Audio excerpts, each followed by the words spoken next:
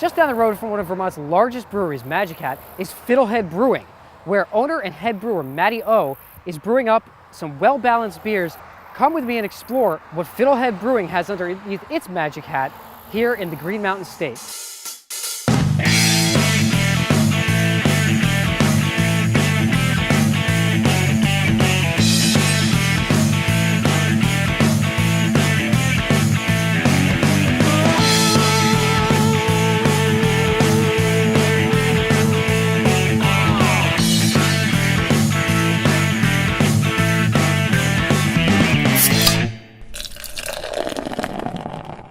My name is Matt Cohen and I am the head brewer, owner of Fiddlehead Brewing Company. Well, I've been in the industry for a while. During college, I went to school in upstate New York at Ithaca College, and I developed a love for craft beer there. I would go and really try to taste every beer out there that I can get my hands on. I remember the first experience I tasted a Bigfoot barley wine from Sierra Nevada, and boy, that really, I remember thinking this beer is downright undrinkable. I challenged myself to work through the whole bottle, and by the end, there was definitely an appreciation was forming about barley wines and bigger beers. From there, I ordered a homebrew kit, and I began homebrewing in the dorm room. The first batch was supposed to be a light American lager. I remember having really fond memories and thinking this beer is amazing.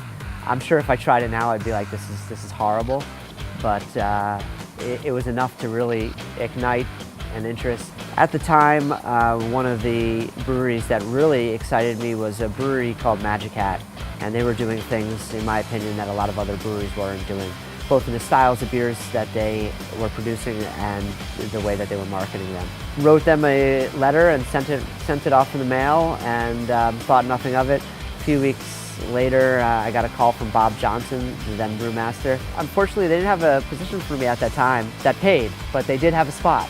So without pay, I worked for the first few months there, and then finally I said, guys, I was wondering, does this job ever pay? And they said, yeah, sure, and they gave me a salary that wasn't much more than my original salary, but it was a great opportunity really to grow with this company. I worked my way up and became the head brewer. My time in Magic Hat was about 13 years, and during that time I was influential in helping the brewery grow from 5,000 barrels when I started to 155,000 barrels my final year there.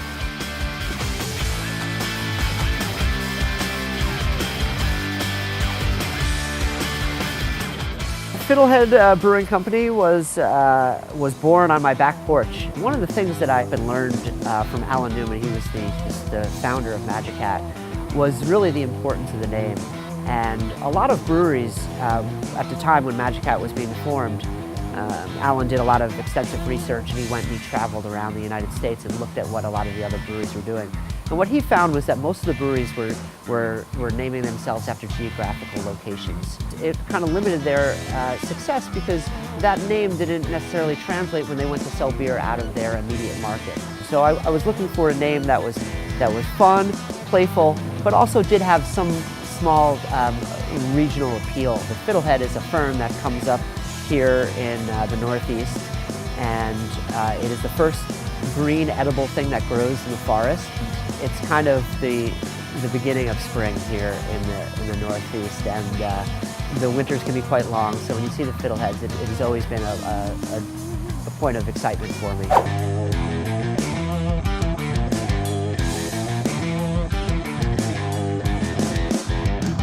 It's a very competitive landscape right now. A lot of great beer being made. So I knew that going into this. I had decided that it would be good to really push one brand of beer, both from a production and efficiency standpoint, but also from just a direct sales standpoint. So I produce an IPA, and this IPA it's bitter. It's 53 IBUs, so in today's standards, it's not super bitter, but it definitely has a nice bitterness, and it finishes with a beautiful hop aroma. That's the beer that I primarily produce. At the current time, I brew 30 barrels a week, and I package 30 barrels a week. Put in a 10-barrel fermenter, and that's for specialty beers in the tasting room. And every 2 weeks, I try to have something different out. My original idea was that the beers would last 2 weeks, and then I'd put something different on. But unfortunate for the consumer, fortunate for me, we're going through those beers in about 3 days. So we're having trouble keeping them on the shelf, but that's a good thing. So we really try to encourage people to come down here and see what we have, what's cooking. It means that, the Germans are sticklers for the rules, you can only use, at the time, I believe they only knew of 3 ingredients. That was barley, water, and hops. And yeast was later added when they understood it.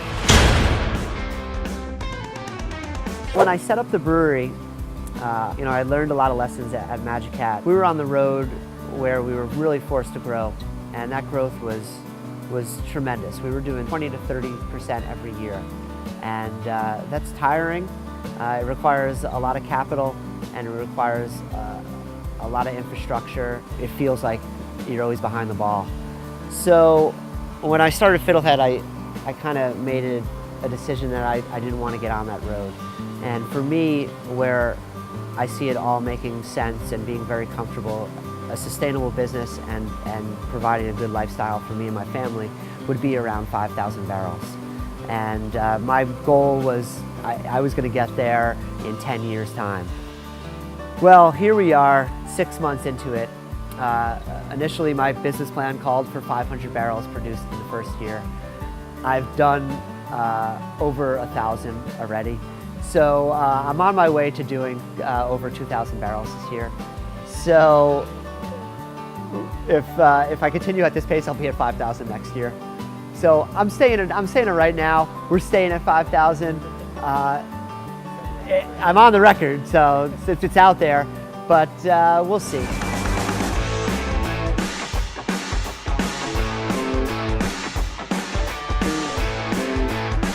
We've done a crazy thing here in this whole craft beer thing, and I think we're just kind of scratching the surface.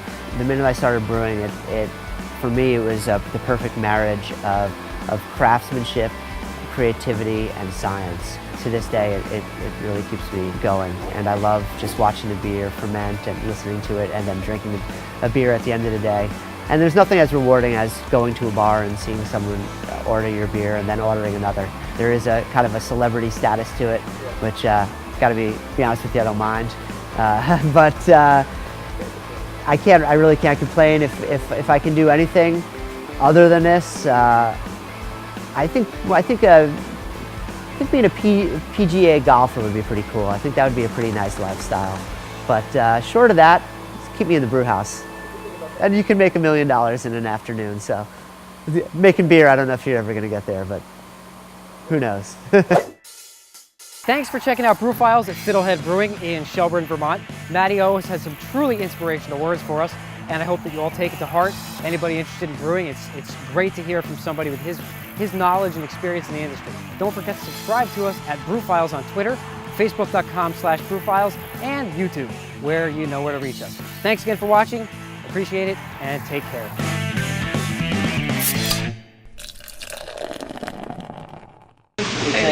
Drink me.